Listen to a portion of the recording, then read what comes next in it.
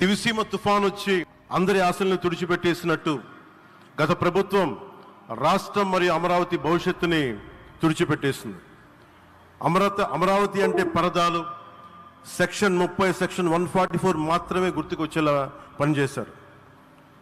నువ్వు ధర్మం కోసం నిలబడితే ధర్మం నువ్వు నిలబడేలా చేస్తుంది అనే విధంగా ఆ రోజున అమరావతి రైతులు, రాష్ట్ర ప్రజలు ఈ ధర్మ యుద్ధంలో విజయం సాధించారు. రైతులు ఇచ్చిన 11,000 ఎకరాల భూమిని త్యాగం చేసి వారి సంకల్పం 33,000 ఎకరాల భూమిని త్యాగం చేసి వారి సంకల్పం ఫలితంగా ఈ రోజున ఆంధ్రప్రదేశ్ రాజధాని ఆవిర్భవించింది. అమరావతి రాజధాని పనులు పునఃప్రారంభమవుతున్న ఈ శుభ సందర్భంలో ముందుగా రాజధాని నిర్మాణం కోసం స్వచ్ఛందంగా ముందుకొచ్చి తమ భూముల్ని, పొలాల్ని ప్రభుత్వానికి ఇచ్చిన అమరావతి ప్రాంత రైతులకు మీ త్యాగానికి గత 5 ఏళ్లుగా మీరు చేసిన పోరాటానికి శిరస్సు వంచి మీకు ధన్యవాదాలు తెలియజేస్తున్నాం. గత 5 ఏళ్లుగా రాజధాని నిర్మాణం నిలిచిపోయి రాజధాని తరలిపోతుందనే సమయంలో రోడ్ల మీదకు వచ్చి 5 కోట్ల ప్రజల తరపున రైతులు, మహిళలు, విద్యార్థులు చేసిన పోరాటం, మీరు పడిన అవమానాలు, మీపై పడిన గాయాలు ప్రతి ఒక్కటి మా మనసులో ఉంది.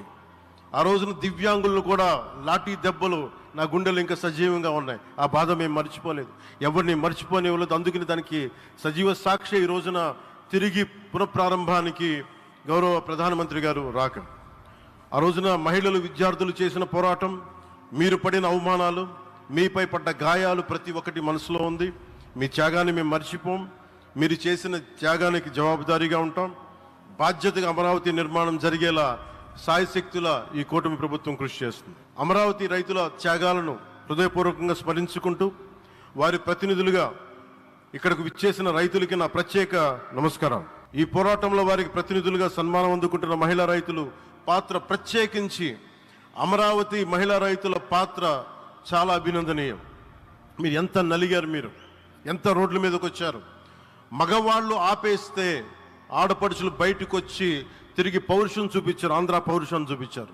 మీరికి నా ప్రత్యేక అభినందన. వాళ్ళు చూపిన సాహసం, సహనం అందరికీ ప్రేరణగా నిలుస్తాయి. వేదిక మీద ఉన్న నా మంత్రివర్గ సహచరులకి, గౌరవ ప్రధానమంత్రి శ్రీ నరేంద్ర మోదీ గారికి, విజనరీ అయిన గౌరవ ముఖ్యమంత్రి శ్రీ నారా చంద్రబాబు నాయుడు గారికి, సోదరులు లోకేష్ గారికి, గవర్నర్ గారికి ప్రత్యేకించి నా హృదయపూర్వక నమస్కారాలు, ధన్యవాదాలు తెలియజేస్తున్నాను.